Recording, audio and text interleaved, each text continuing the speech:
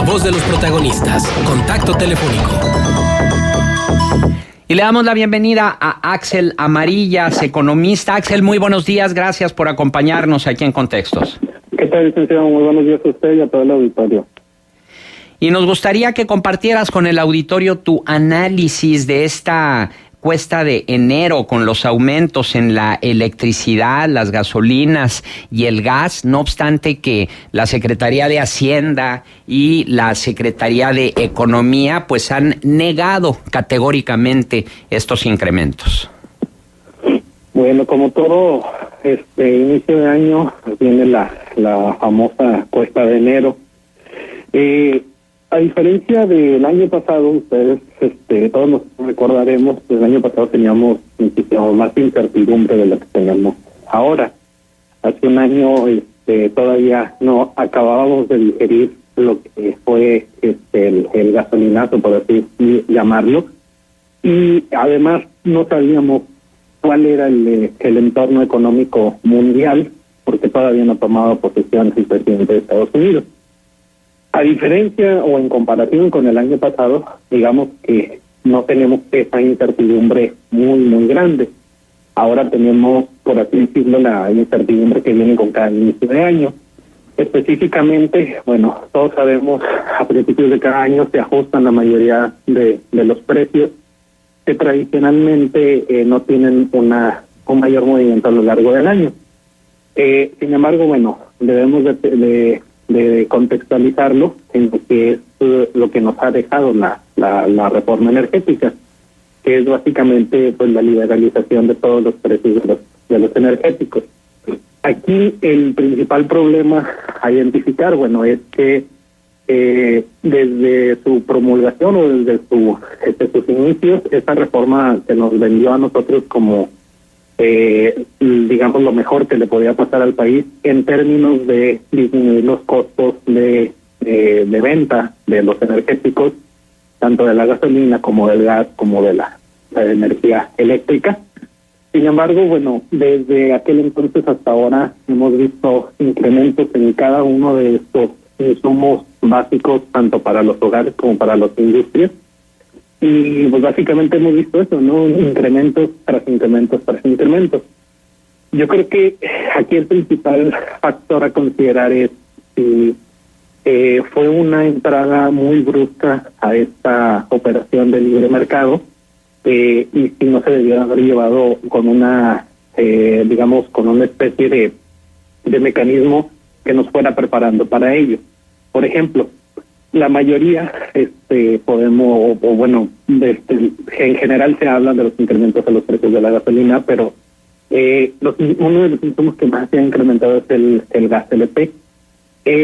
Aquí el principal problema es, al igual que en la gasolina, al igual que en la energía eléctrica, es que a pesar de que entramos a una especie de mecanismo de libre mercado, pues no existe una mayor oferta. O sea, seguimos exactamente con la misma oferta disponible que teníamos hace un año, hace 2, hace 3 años.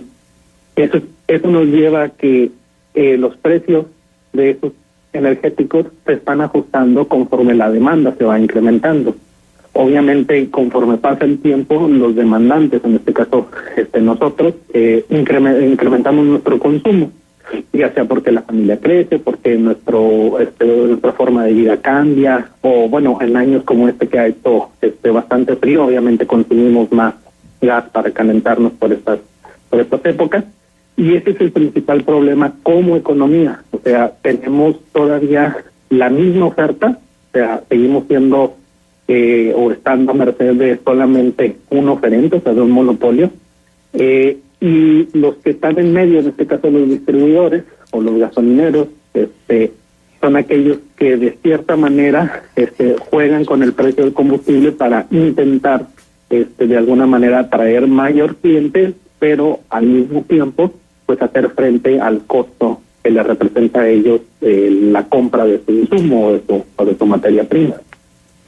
Ahora bien, los economistas del sector oficial, es decir, la Secretaría de Hacienda, la Secretaría de Economía, hablaban de las ventajas que tendría a esta apertura al libre mercado de las gasolinas, porque de esta forma cabría la posibilidad de que hubiera reducciones en los precios. Sin embargo, pues estas ventajas no se han visto todavía. ¿Podríamos abrigar la esperanza a los mexicanos de que este optimismo oficial se pudiera cumplir? Es decir, que tuviéramos precios a la baja, sobre todo como está la situación de los energéticos a nivel mundial. Sí, invariablemente va a llegar un punto donde vamos a tener más oferta. O sea, ya no nada más va a ser comprarle gasolina a Pemex, comprarle gas LP a Pemex, que recordemos, la mayoría de este combustible que Pemex le vende a los distribuidores, a los gasolineros, pues no es de él. O sea, él a su vez lo compró a alguien más en el mercado del país vecino del norte. Entonces, pues todos sabemos que la intermediación lo único que hace es encarecer el precio. Entonces, va a llegar un punto donde los intermediarios, o sea, los gasolineros, los distribuidores de gas, pues ya no van a comprarle a Pemex, sino van a comprarle directamente a un productor extranjero. Ahora, es aquí donde está ese problema. La construcción de la infraestructura para un distribuidor de poder importar el gas directamente, de poder importar la gasolina directamente sin necesidad de la estructura o de la infraestructura de Pemex, pues básicamente ahorita sigue siendo un sueño utópico. Es ahí donde está ese problema. O sea, nos metimos en una especie de libre mercado sin tener la infraestructura para poder soportar ese libre mercado. Entonces, al final de lo que estamos viendo es se ve reflejado ese incremento en la demanda, sin que la oferta alcanza la demanda, y pues lo único que sucede es que el precio se incrementa.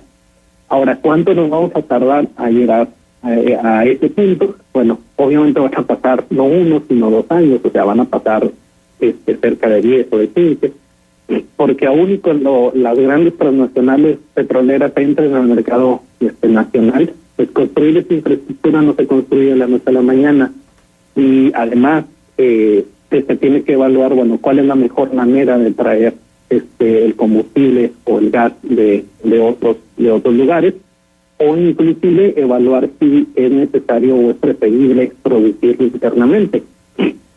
Podría llegar a darse el caso de que alguna empresa transnacional se prefiera tener una refinería aquí en el país, a inclusive de importar el combustible del extranjero. Pero ese es precisamente el punto. Cuando se promueve la reforma energética, se nos vende a nosotros como mexicanos la solución a un problema al corto plazo, cuando en realidad no era al corto plazo, sino era una solución al mediano o a largo plazo. Y es ahí donde está el descontento de la mayoría de los mexicanos con respecto a la forma de trabajar del gobierno. Probablemente la reforma es algo necesario para la economía nacional, pero nos lo vendieron como una solución para que lo íbamos a ver al siguiente año. Y eso no era cierto. Entonces es ahí donde está ese descontento, y es ahí donde está la creciente, digamos, pues malas calificaciones que le da los mexicanos al gobierno actual. Si bien los precios de las gasolinas no van a incrementarse de una manera sustancial, digamos, no serán aumentos de más de $1 o superiores a ello. El gas ya está resintiendo los aumentos de diciembre a enero, ya hubo incrementos bastante sustanciales. ¿Hay manera de frenar esos aumentos, o al dejarle a los distribuidores de gas la libre oferta y demanda, no puede intervenir el gobierno para frenar esos excesivos aumentos? Yo creo que ahí, como comentaba en un principio, digamos como que nadie se preocupó por el gas LP, y yo creo que el gas LP digamos, si la gasolina todavía, o el mercado de la gasolina todavía está en pañales, bueno, esto todavía está más atrás. O sea, la oferta es totalmente más rígida que la de las gasolinas con respecto al gas LP, y ahí digamos que todavía tenemos un factor adicional. En el caso de las gasolinas, bueno, tenemos múltiples distribuidores, en el caso del gas LP tenemos muy pocos distribuidores. O sea, tenemos una oferta inelástica, lo que nosotros dimensionamos como inelástica, o sea, no tiene un mayor cambio en cuanto a la cantidad ofrecida, desde el que oferta el producto hasta el que lo distribuye. Es por eso que se ha encarecido aún más de lo que ha hecho, en este caso, la gasolina o aquellos que tienen gas natural. Aquí el principal problema es precisamente ese, o sea, de aquí a que haya una entrada de mayores distribuidores y que haya una entrada de otros productores, o sea, que no sea nada más comprarle el gas a Pemex, bueno, vamos a resentir estos incrementos en los precios, porque al final lo único que estamos dimensionando o lo único que estamos viendo es el incremento en el precio del producto por una escasa oferta con respecto al tanto a la producción como a la distribución. Ahora, digamos, el discurso oficial, o como nos vendieron, de reforma energética, es totalmente, o estaría totalmente en contra, por así decirlo, y llevar una intervención en el mercado, porque al final de cuentas eso es lo peor que le puedes hacer al mercado. Por un lado, también, digamos, desde el punto de vista de los productores, decirles que vas a tener incrementos extraordinarios o, bueno, rendimientos, mejor dicho, mejores a raíz de la apertura del mercado, y luego después intervenir el mercado. Bueno, entonces aquellos que estaban pensando en invertir o que ya estaban invirtiendo para mejorar la infraestructura, pues obviamente se van a retirar. Entonces, no veo como una que sea viable una intervención por parte del gobierno para intentar regular los precios de los combustibles y sobre todo los del gas eléctrico. Axel, buenos días, te saluda Marcela Pavones. Axel, déjame decirte algo, luego van inmediatamente vienen las apreciaciones y los juicios de valor en función de los comentarios y luego dicen, ¿y por qué no ponderan lo bueno? Y entre lo bueno, tal vez, de lo que, como estamos arrancando la economía en este 2018, es la posibilidad de que los trabajadores en general paguen menos ISR. Y de acuerdo a análisis de despachos fiscales, hablan de que una base gravable de 10,000 pesos mensuales podría registrar una reducción del 12%. Vamos a hablar específicamente de la carga impositiva para los trabajadores que están en el terreno de la formalidad y creo que es necesario hacer esta precisión siempre, porque ya sabemos que hay un montón de trabajadores que están en el terreno de la informalidad y que ellos no pagan impuestos y que entonces la carga gravable siempre es para pocos y es mucho. Entonces, en este sentido, ¿a ti te parece que las políticas hacendarias pudieran en algún momento dado ser un aliciente para el arranque de la economía en 2018? Tendrían que serlo, porque aparte, digamos, este comentario, bueno, está encaminado hacia mejorar el poder adquisitivo de los asalariados o de las personas, o de la base trabajadora del país. Sin embargo, hay que recordar que también acabamos de entrar a un juego en el que nuestro mayor socio comercial, bueno, acaba de reducir la carga impositiva no a los trabajadores, sino a los grandes empresarios. Entonces, de alguna manera, tiene que haber un movimiento de parte del sector fiscal para, hasta cierto punto, intentar, mejorar las condiciones fiscales o las cargas impositivas a los empresarios, que en este caso son aquellos que producen y que generan fuentes de empleo, pero al mismo tiempo no lo podemos hacer como lo hizo en este caso nuestro vecino del norte, que es elevando la carga impositiva a la clase trabajadora, reduciendo algunas deducciones fiscales, porque entonces estaríamos empobreciendo aún más a la clase trabajadora. Entonces, yo creo que es un año muy complicado para poder, dimensionar el instrumento fiscal, porque desde un punto de vista, del entorno económico nacional, bueno, tenemos que de alguna manera mejorar las condiciones de ingreso y de calidad de vida de los trabajadores, porque no es solamente que lo digamos nosotros, de hecho esto es un problema dentro de las renegociaciones del Tratado de Libre Comercio, o sea que el salario en México es muy bajo y no permite que los demás puedan competir contra eso. Entonces, desde este punto de la economía nacional, bueno, se tiene que hacer algo para no empobrecer aún más a la clase trabajadora.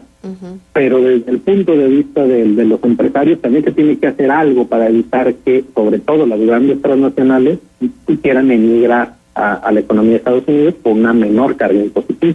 Claro, por supuesto. Ahora, a río revuelto ganancia de pescadores, porque ayer había notas encontradas. Por una parte, se hablaba del aumento en el precio de la tortilla, pero luego por otra, los mismos industriales de la masa decían, es que no hay justificación para el aumento de la tortilla. Y entonces, tal pareciera que en un momento así como de tanta inestabilidad, pues hay que aprovechar la coyuntura y hay que subir los precios y luego averiguamos a ver qué sucede. Sí, ahí es donde está este problema de la calidad moral, ¿no? De lo que se conoce como riesgo moral, de aquellos de los productores o de los distribuidores de ciertos productos. Eso es algo en lo cual sí puede intervenir hasta cierto punto el Estado, sobre todo a través de los, digamos, de la Profeco y de otros organismos, dependiendo de dónde sea la afectación al consumidor.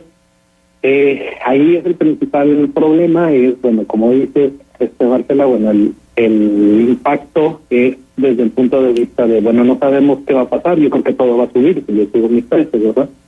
Ahora, ese problema, por así decirlo, lo resuelve la competencia. ¿Por qué? Bueno, entre mayor cantidad de vendedores de cualquier producto, sea en este caso de la tortilla, tenga, entonces va a haber algunos que van a decir, no, no tengo por qué subir el precio, no se ha encarecido mis insumos, entonces no lo subo, inclusive a lo mejor lo puedo bajar un poquito más.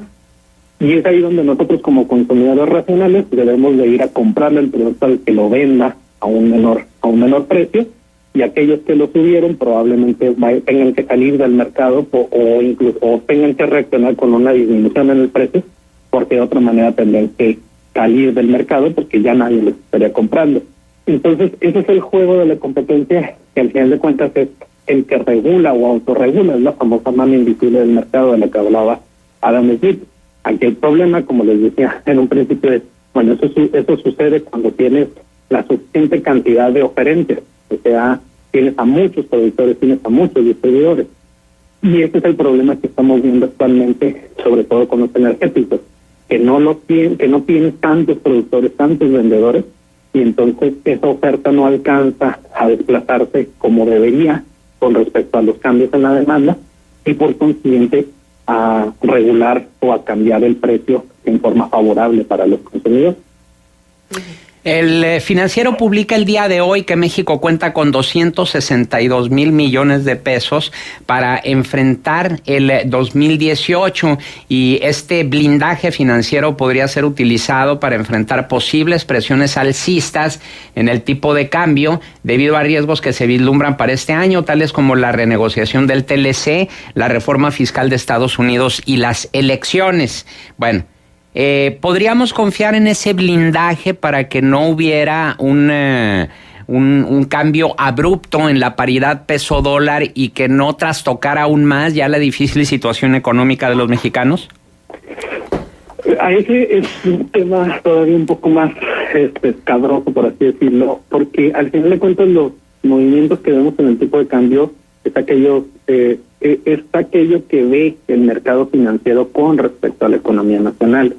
Por ejemplo, la depreciación que hemos visto digamos, de mediados de año a diciembre, es producto por un lado, de la renegociación del Tratado de Libre Comercio, el nerviosismo que tiene los mercados internacionales con respecto a que este tratado termine, y también por otro lado, pues bueno, esta reforma fiscal desde el punto de vista para la economía de Estados Unidos, que probablemente disminuya el ritmo de inversión de Estados Unidos hacia México. Aquí lo importante es lo siguiente: el mercado, en este caso el mercado de divisas, específicamente el del peso dólar, siempre adelanta o descuenta por adelantado, mejor dicho, los efectos. Es decir, esta depreciación que hemos visto en los últimos días, sobre todo derivada de la reforma fiscal en Estados Unidos, digamos que está dando por hecho que algunas empresas salgan de México y se vayan a Estados Unidos, que algunas empresas no vengan a México y se queden en Estados Unidos. O sea, siempre descuenta por adelantado. Nosotros lo vimos hace un año, o sea, hace un año el tipo de cambio descontó por anticipado, bueno, que Donald Trump iba a ganar las elecciones, y después que una vez que asumiera, bueno, iba a salir del Tratado de Libre Comercio, iba a atacar a un montón de inmigrantes, etcétera, etcétera.